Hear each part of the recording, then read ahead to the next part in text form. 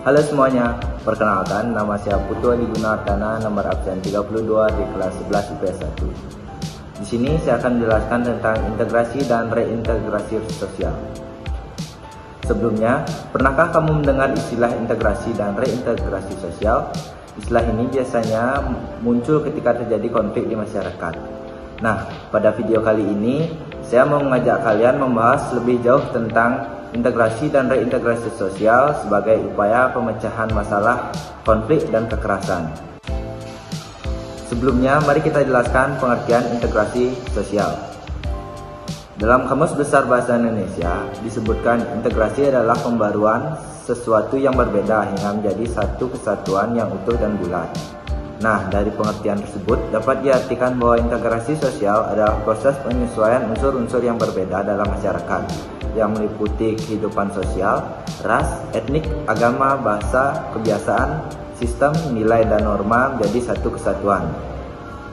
Selanjutnya kita akan membahas tentang faktor pendorong integrasi sosial.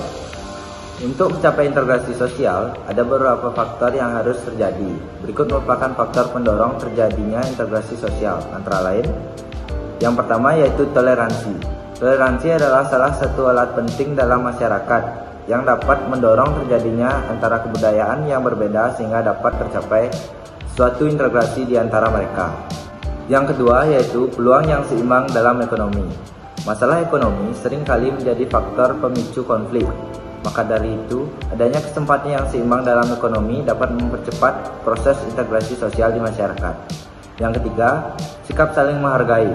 Suatu masyarakat yang memiliki atau menjunjung tinggi sikap saling menghargai akan lebih mudah untuk mencapai integrasi sosial. Misalnya, jika dalam kelompok masyarakat bersedia mengaku kelemahan dan kelebihan budaya dan cara pandang masing-masing.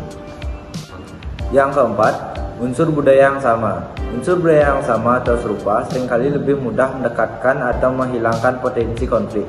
Suatu kelompok masyarakat yang mengetahui kesepakatan unsur budaya dengan kelompok masyarakat lainnya lebih mudah berdamai. Umumnya, mereka akan lebih cepat menghilangkan segala kemungkinan yang berpotensi menimbulkan konflik. Yang kelima, musuh bersama dari luar.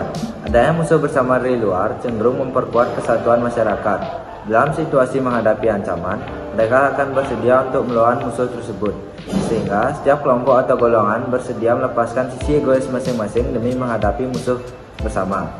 Yang keenam, perkawinan campuran.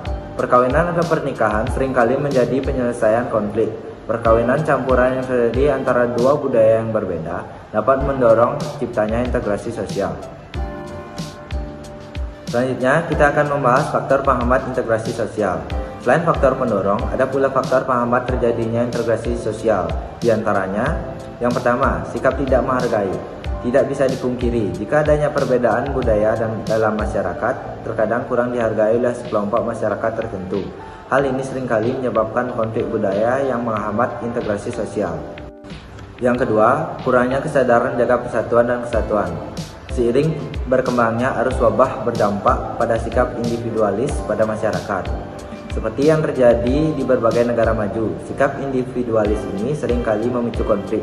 Masyarakat dengan sikap individualis tidak memiliki kepedulian pada kondisi di sekitarnya. Akibatnya, kesadaran untuk menjaga persatuan dan kesatuan mulai berkurang. Yang ketiga, kurangnya toleransi. Kurangnya toleransi atau sikap saling menghormati dan menghargai antara sesama golongan yang berkonflik membuat masalah sulit diselesaikan. Akibatnya, konflik yang terjadi semakin membesar dan terpelihara.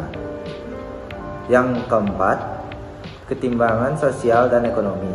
Adanya ketimpangan dan ketidakmerataan pembangunan di berbagai daerah menyebabkan ketimpangan sosial dan ekonomi. Akibatnya, ada kelompok masyarakat yang merasa tidak puas dan memicu terjadinya konflik sosial. Yang kelima, kurangnya keterbukaan. Kurangnya sikap terbuka dengan kelompok yang memiliki golongan berbeda dapat menimbulkan perselisihan atau pemahaman yang memicu konflik. Persangka tersebut memblokir interaksi sosial dengan kelompok lain sehingga integrasi sosial pun sulit untuk didapatkan. Selanjutnya, kita akan membahas bentuk integrasi sosial. Integrasi sosial dapat terjadi dalam 3 bentuk, antara lain: yang pertama, integrasi normatif. Integrasi normatif adalah bentuk integrasi yang terjadi akibat adanya norma-norma yang berlaku di masyarakat. Dalam hal ini, norma yang dijadikan pedoman bagi masyarakat tersebut dapat mempersatukan masyarakat. Contohnya, Indonesia yang telah menggarisbawahi Bhinneka Tunggal Ika menjadi sebuah norma yang berfungsi mengintegrasikan masyarakat. Yang kedua, integrasi fungsional. Integrasi fungsional terbentuk karena adanya fungsi-fungsi tertentu dalam masyarakat. Misalnya, di Indonesia terdapat beberapa suku yang dapat difungsikan potensinya sehingga dapat terjadi integrasi sosial. Yang ketiga, integrasi koersif. Integrasi koersif dibentuk berdasarkan kekuasaan yang dimiliki oleh penguasa. Dalam hal ini, penguasa menerapkan cara koersif atau kekerasan ketika ada konflik yang terjadi. Sekian presentasi dari saya ucapkan terima kasih.